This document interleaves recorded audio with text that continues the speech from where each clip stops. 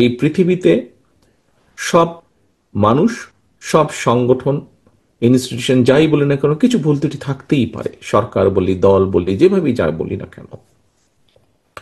তারপরেও যদি আমরা দেখি, বাংলাদেশের মানুষ বাংলাদেশি জাতীয়তাবাদী দলকে যতবার সুযোগ দিয়েছে, এই দেশের জন্য বাংলাদেশ জাতীয়তাবাদী দল এই দেশের মানুষের জন্য ততবার ভালো কিছু করার চেষ্টা করেছে।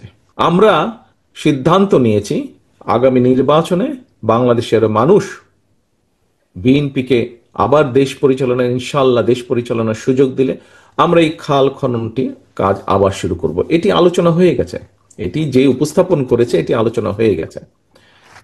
এখন কেন করব, অনেকগুলো কারণ আছে। আমরা কি দেখেছি, শহীদ রাষ্ট্রপতি জিয়া রহমান যখন খাল খনন করেছিলেন, খাল খনন করার মাধ্যমে উনি একদিকে যেরকম বন্যাকে নিয়ন্ত্রণ করেছিলেন, আরেকদিকে ঠিক একইভাবে ফসলের সেচ ব্যবস্থার উন্নতি ঘটিয়েছিলেন। তার ফলে যেটা হয়েছিল, বাংলাদেশের যেখানে একটি ফসল হতো সেখানে দুটি ফসল হওয়া হলো শুধু পানি সরবরাহ ঠিকভাবে পাওয়ার জন্য, সেচ সুবিধার জন্য।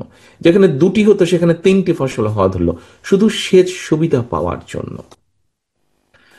এই বাংলাদেশ যেখানে দুর্ভিক্ষ হয়েছিল কয়েক বছর আগে শহীদ রাষ্ট্রপতি জিয়া রহমানের সময়, সেখানে খাদ্যে স্বয়ংসম্পূর্ণতা হলো, অল্প পরিমাণ হলেও আমরা বিদেশে খাদ্য রফতানি করতে সক্ষম হয়েছিলাম বিভিন্নভাবে, বিভিন্ন সেক্টরে।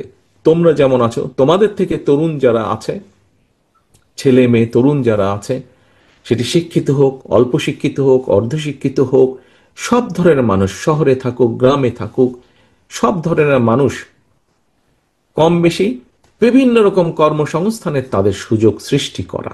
আজকে যে আমরা রেমিটেন্স নিয়ে গৌরব বোধ করি, আমাদের প্রায় 1.5 কোটির কাছাকাছি মানুষ, বিশেষ করে মধ্যপ্রাচ্যে 1 কোটির মতন মানুষ থাকেন, সেখান থেকে তারা কষ্টার্জিত অর্থ দেশে পাঠান, যেটি দিয়ে দেশের মানুষের বহু চাহিদা পূরণ করা হয়। এই যে রেমিটেন্স, এই যে মানুষগুলো সেখানে গিয়েছিল, এই মানুষগুলোর যাওয়ার উপায় বা ব্যবস্থা তৈরি করেছিলেন শহীদ রাষ্ট্রপতি জিয়াউর রহমান যখন দেশ পরিচালনার দায়িত্বে ছিলেন।